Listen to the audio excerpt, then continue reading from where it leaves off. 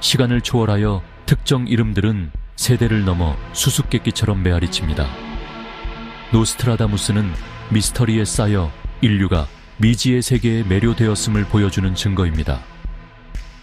미신과 계몽의 시대에 태어난 그의 불가사의한 예언은 학자들과 회의론자 모두를 사로잡았습니다. 그는 정말 미래를 내다볼 수 있는 능력을 가졌을까요?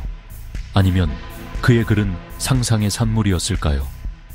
노스트라다무스로 알려진 미셸 드 노스트르담의 삶과 유산을 함께 탐험해 봅시다. 전 세계적 재앙에 대한 속삭임부터 제국의 흥망성쇠까지 끊임없는 논쟁을 불러일으킨 수수께끼 같은 구절들을 살펴보세요. 그의 작품 전체에 걸쳐 숨겨진 진실을 찾아 상징과 풍유를 풀어보세요. 그는 뛰어난 선견지명을 가진 예언자였을까요? 교활한 점성술사였을까요? 아니면 뛰어난 이야기꾼이었을까요? 노스트라다무스의 비밀을 풀면서 질문하고 숙고할 준비를 하세요. 그의 모호한 사행시 안에는 우리 과거의 반영, 현재에 대한 엿보기, 그리고 다가올 일에 대한 예감이 담겨 있습니다. 이 탐험에 참여하여 노스트라다무스의 예언이 시대를 초월한 지혜인지, 오싹한 우연의 일치인지, 아니면 오래전 시대의 메아리인지 결정하세요.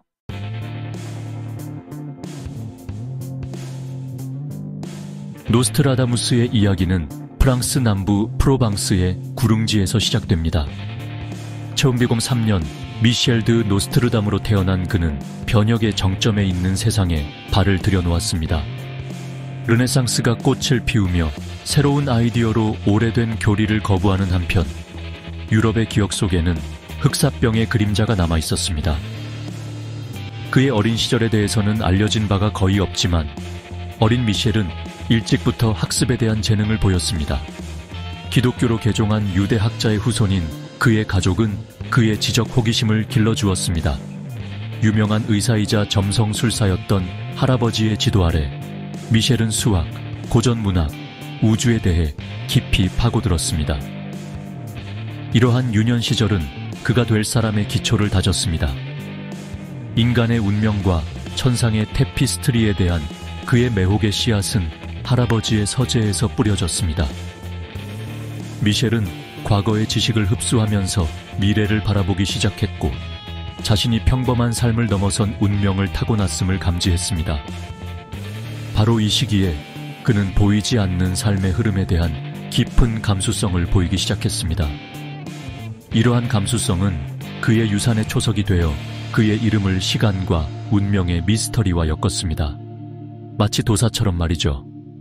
노스트라다무스, 그는 과연 누구였을까요?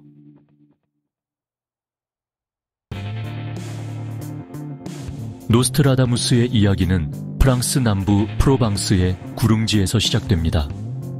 체온비공 3년 미셸 드 노스트르담으로 태어난 그는 변혁의 정점에 있는 세상에 발을 들여놓았습니다.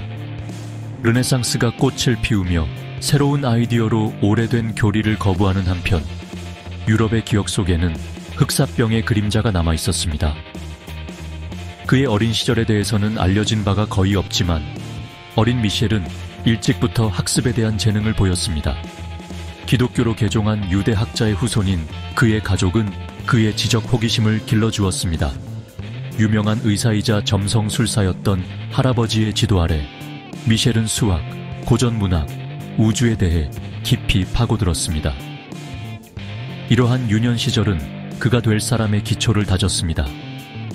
인간의 운명과 천상의 테피스트리에 대한 그의 매혹의 씨앗은 할아버지의 서재에서 뿌려졌습니다. 미셸은 과거의 지식을 흡수하면서 미래를 바라보기 시작했고 자신이 평범한 삶을 넘어선 운명을 타고났음을 감지했습니다. 바로 이 시기에 그는 보이지 않는 삶의 흐름에 대한 깊은 감수성을 보이기 시작했습니다. 이러한 감수성은 그의 유산의 초석이 되어 그의 이름을 시간과 운명의 미스터리와 엮었습니다. 마치 도사처럼 말이죠. 노스트라다무스, 그는 과연 누구였을까요?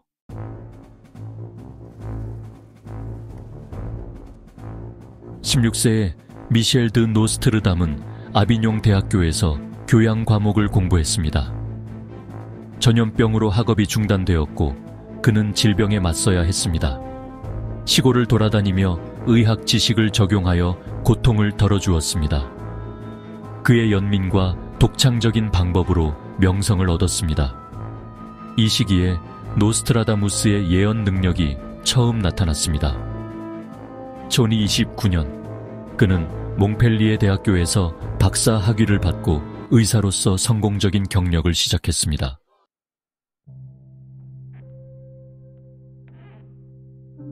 (1655년) 노스트라다무스는 여러 언어가 혼합된 불가사의한 구절들을 세기별로 묶어놓은 시집인 예언을 출판했습니다.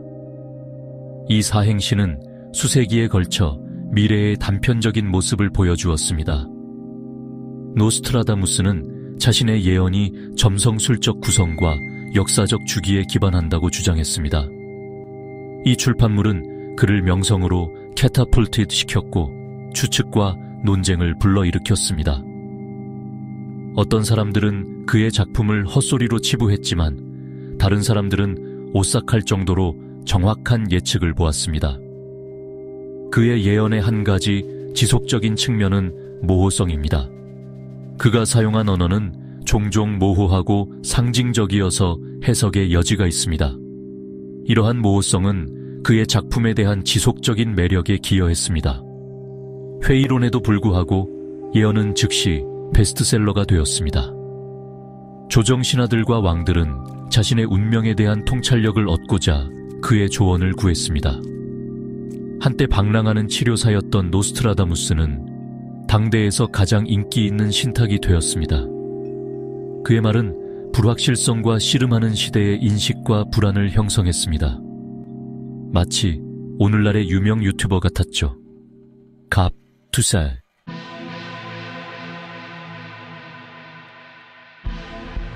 노스트라다무스의 예언은 주요 세계 사건과의 공명으로 두드러집니다. 한 예언은 1266년 런던 대화제와 관련이 있습니다. 또 다른 예언은 아돌프 히틀러와 제2차 세계대전과 관련이 있습니다. 가장 논란이 많은 예언은 오사마 빈 라덴과 관련된 것입니다. 그의 예언은 매우 주관적입니다. 비평가들은 연관성이 확증 편향의 결과라고 주장합니다. 논쟁에도 불구하고 그의 예언은 우리의 집단의식에 깊은 영향을 미쳤습니다.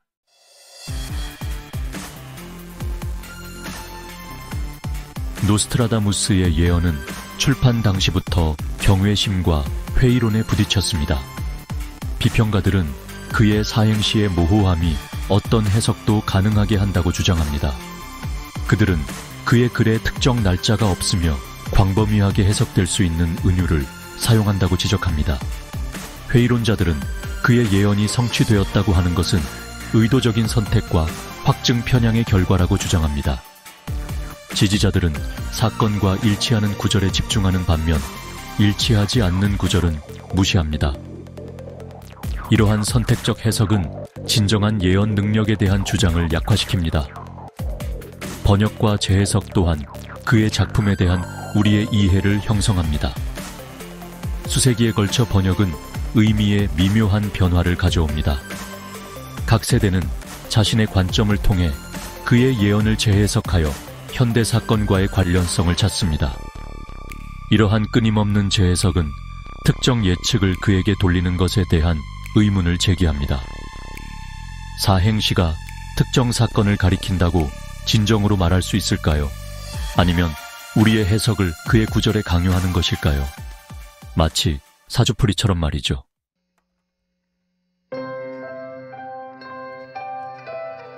노스트라다무스에 대한 매혹은 미지의 것을 이해하려는 인간의 근본적인 욕망을 보여줍니다. 심리학자들은 이를 노스트라다무스 효과라고 부르며 무작위 정보에서 패턴을 인식합니다. 혼돈 속에서 질서를 찾고자 하는 이러한 욕망은 우리의 정신에 깊이 새겨져 있습니다. 불확실한 미래에 직면했을 때 우리는 안심과 설명을 찾습니다. 노스트라다무스의 예언은 이러한 심리적 욕구에 대한 비옥한 토대를 제공합니다. 노스트라다무스 효과는 위기 시에 증폭됩니다. 전쟁, 전염병, 또는 경제적 불확실성 동안 사람들은 설명과 희망을 얻기 위해 예언에 의존합니다. 노스트라다무스는 종교적 갈등과 정치적 불안정의 시기에 두각을 나타냈습니다. 그의 예언은 혼란스러운 세상에 질서의식을 제공했습니다. 노스트라다무스 효과는 위안을 주지만 위험도 있습니다. 존재하지 않는 패턴을 인식하면 잘못된 해석과 잘못된 희망으로 이어질 수 있습니다. 모호한 예측에 집중하면 현재 문제를 해결하는 데 방해가 될 수 있습니다. 노스트라다무스의 유산은 우리의 가장 깊은 두려움과 욕망을 활용하는 데 있습니다. 그의 예언은 계속해서 우리를 매료시키고 자극하며 미지의 것을 이해하려는 인간의 욕구를 상기시킵니다. 마치 토정 비결을 보는 것과 같죠. 오는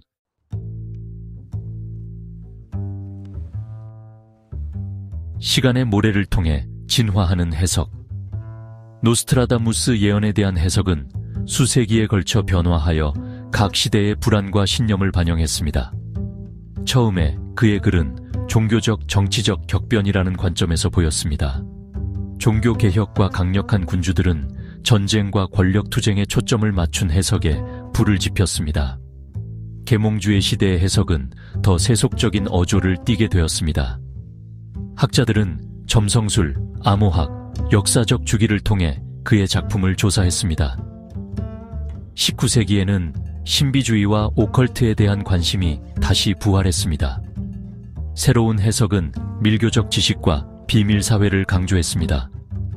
20세기는 세계 분쟁과 기술 발전에 대한 불안을 반영했습니다.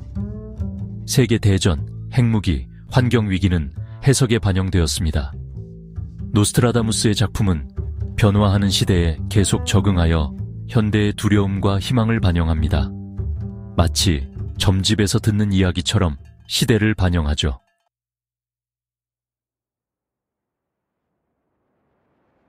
노스트라다무스와 현대 디지털 시대의 예언. 디지털 시대의 노스트라다무스의 예언은 새로운 생명과 관련성을 찾았습니다. 인터넷은 해석과 논쟁의 온상이 되었습니다. 온라인 플랫폼은 예언 해석을 민주화했습니다. 인터넷에 연결할 수 있는 사람이라면 누구나 그의 글에 접근하여 해석을 제공할 수 있습니다. 이러한 접근성은 통찰력 있는 것부터 기이한 것까지 수많은 해석으로 이어졌습니다. 일부 온라인 커뮤니티는 그의 예언을 자기 성찰에 사용하는 반면 다른 커뮤니티는 그것을 파멸의 경고로 간주합니다. 디지털 시대에는 그의 예언을 현대 사건과 연결하는 것이 다시 부활했습니다. 모든 주요 뉴스 이벤트는 노스트라다무스의 예측에 대한 온라인 추측을 불러일으킵니다. 인터넷은 노스트라다무스 효과를 증폭시켰지만 비판적 분석을 위한 플랫폼도 제공했습니다. 회의적인 웹사이트는 비판적 사고를 장려하고 특정 예측을 그의 구절에 돌리는 것에 타당성에 의문을 제기합니다. 마치 인터넷 게시판에 떠도는 예언처럼 말이죠.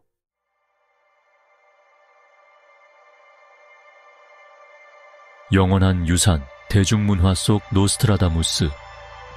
노스트라다무스의 불가사의한 예언은 대중문화에 깊이 스며들었습니다. 그의 이름은 예언과 미지의 매력의 동의어가 되었으며 수많은 작품에 영감을 주었습니다. 할리우드 영화에서 베스트셀러 소설에 이르기까지 그의 예언은 운명과 숙명을 탐구하는 이야기의 원천이 되었습니다. 대중문화에서 그의 가장 영속적인 유산 중 하나는 허구적 이야기의 확산입니다. 소설과 영화는 종종 그를 신비로운 인물로 묘사합니다. 이러한 허구적 이야기는 그의 낭만적인 이미지에 기여했습니다. 그의 예언은 음악에도 반영되었으며 수많은 밴드와 아티스트가 그의 이름을 언급했습니다. 헤비메탈에서 일렉트로닉 음악에 이르기까지 그의 예언은 음악가들에게 영감을 주었습니다. 시각 예술 또한 그의 매혹에 영향을 받았습니다.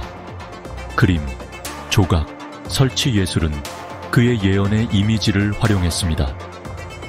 이러한 예술적 해석은 불확실한 미래를 이해하려는 인간의 욕망을 반영합니다. 대중문화에서 그의 지속적인 존재는 우리의 두려움과 매혹을 보여줍니다. 그의 예언은 우리의 상상력을 사로잡으며 미지의 매력을 상기시킵니다. 마치 무속신앙처럼 말이죠.